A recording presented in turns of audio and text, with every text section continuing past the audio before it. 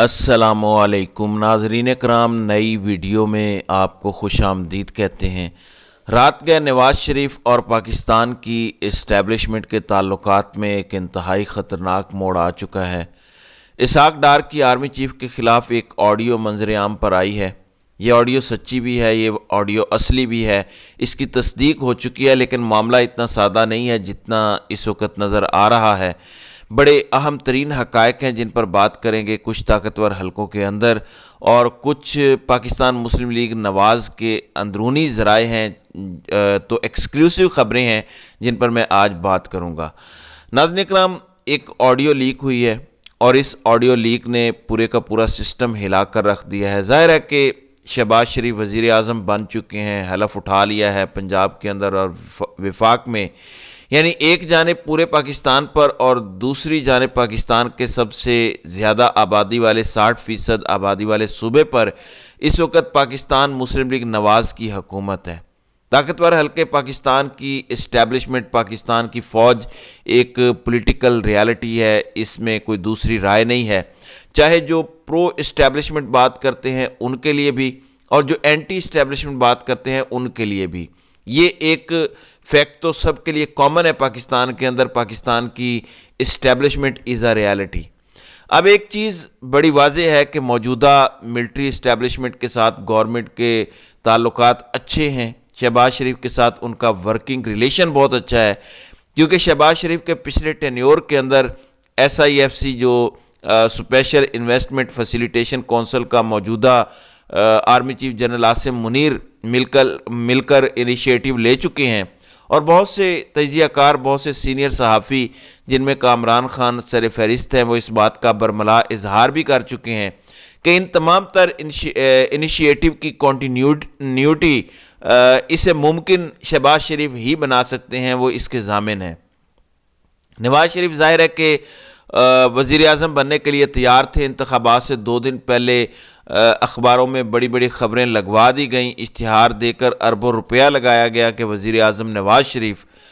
اب نواز شریف کو یا ان کے کیمپ کو یہ بات بالکل بھی اچھی نہیں لگ رہی کہ نواز شریف وزیر اعظم نہیں بنے، یہ بھی ایک ریالٹی ہے۔ اسحاق ڈار نے چیئرمین سینٹ بھی بننا تھا، اسحاق ڈار کی چیئرمین سینٹ بننے کی راہ میں بھی کچھ رکاوٹیں کھڑی ہوئیں۔ اب یوں لگ رہا ہے کہ Nawaz Sharif group side line کر دیا گیا ہے۔ جب یہ بات آتی ہے تو ایک نوشن آتا ہے کہ کہیں پاکستان کی مقتدرہ کے ساتھ ان کے تعلقات صحیح نہیں ہیں، اس کے ساتھ اگر تعلقات صحیح بھی تھے تو وہ خراب ہو گئے ہیں۔ اس میں ایک تھیوری کا بہت زیادہ لوگ برملا اظہار کرتے ہیں، وہ تھیوری یہ ہے کہ مقتدرہ نے، پاکستان کے طاقتور حلقوں نے شہباز شریف کو ہی لانا تھا، نواز شریف کو نہیں لانا تھا، جس میں بہت سے لوگ پھر نواز شریف کا مذاق بھی اڑاتے ہیں کہ وہ آج پوچھتے ہوں گے کہ مجھے کیوں بلایا۔ اب یہ ساری چیزیں اگر ہم اپنے ذہن میں رکھیں، پھر نواز شریف اس سے پہلے بھی اینٹی اسٹیبلشمنٹ پولیٹکس کرتے رہے ہیں۔ شہباز شریف اور نواز شریف گڈ کاپ بیڈ کاپ پاکستان کی ملٹری کے ساتھ ابھی سے نہیں، بہت پہلے سے کھیلتے آئے ہیں۔ نواز شریف نے گجرانوالہ جلسے والی تقریر میں اس وقت کے army chief general Bajwa, general Faiz جو کہ DG ISI تھے، انہیں للکارا، تو وہیں دوسری جانب شہباز شریف ڈگی میں بیٹھ کر جنرل باجوہ سے ملتے بھی تھے۔ یہ فیکٹ بھی اسٹیبلشڈ فیکٹ ہے۔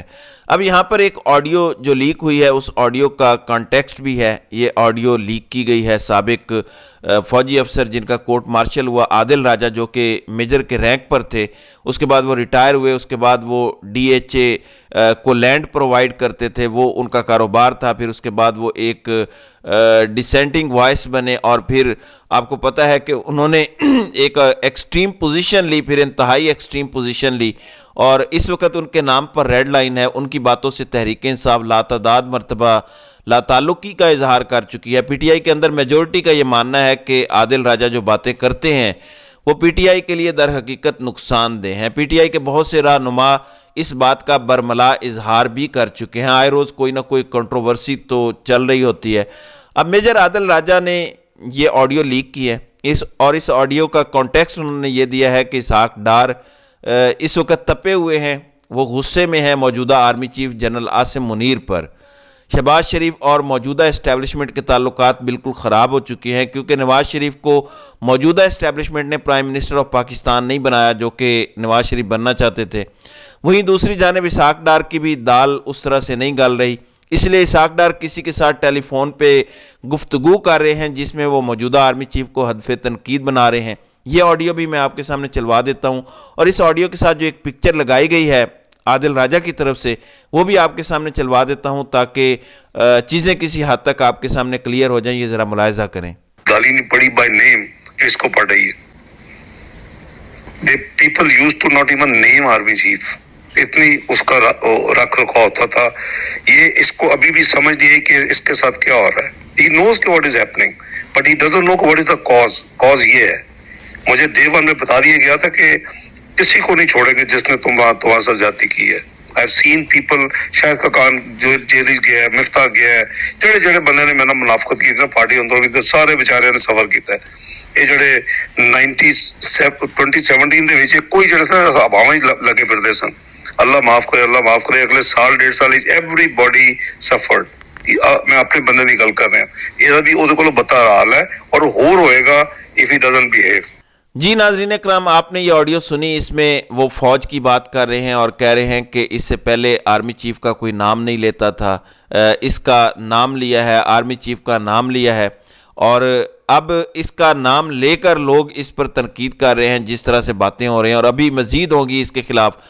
اب اسے یہ کانٹیکسٹ دیا جا رہا ہے۔ دیکھیں، ہمیشہ کنسٹرکٹیو کریٹیسزم ہونا چاہیے۔ ایک جانب تحقیق جب کی گئی تو یہ پتہ چلا کہ اسحاق ڈار کی یہ آڈیو 100% نہیں 1000% اصلی ہے، اس میں کوئی دوسری رائے نہیں ہے، لیکن اس آڈیو میں جس طرح سے وہ 2017 اور باقی چیزوں پر باتیں کرتے ہیں اور 1-2 سال باقیوں کے لیے مشکل تھے، اس میں وہ آرمی چیف کا نام نہیں لے رہے، وہ آرمی چیف کا ٹائٹل بول رہے ہیں۔ تو میں نے جو پتہ کیا اور مجھے جو چیزیں سمجھ آئیں وہ مجھے یہ پتہ چلیں، پھر اس میں جو ایک انالیسز ہے، اگر آپ ریشنل ہو کر سوچیں اور ایک فیکٹ فائنڈنگ کی کوشش کریں فار دا ٹائم بینگ، تو اس میں ایک چیز واضح ہوتی ہے کہ یہ ابھی کی نہیں ہے۔ یہ باتیں جو فرما رہے ہیں یہ بالکل آرمی چیف کے متعلق ہیں، لیکن موجودہ آرمی چیف کے بارے میں نہیں، یہ سابقہ آرمی چیف جنرل باجوہ کے بارے میں ہے، اس ٹائم پر جب جنرل باجوہ اپنے عہدے پر تھے۔ یہ اسی دور کی آڈیو ہے۔ اب باجوہ صاحب پاکستان کی تاریخ کا کس طرح کا کردار ہے، اس پر بات کرنے کی اب ضرورت نہیں رہی۔ باجوہ صاحب کو یہ منفرد اعزاز بھی حاصل ہے کہ ایک گھر بھی انہوں نے نہیں چھوڑا، ہر پارٹی ان پر کسی نہ کسی دور میں تنقید کرتی رہی۔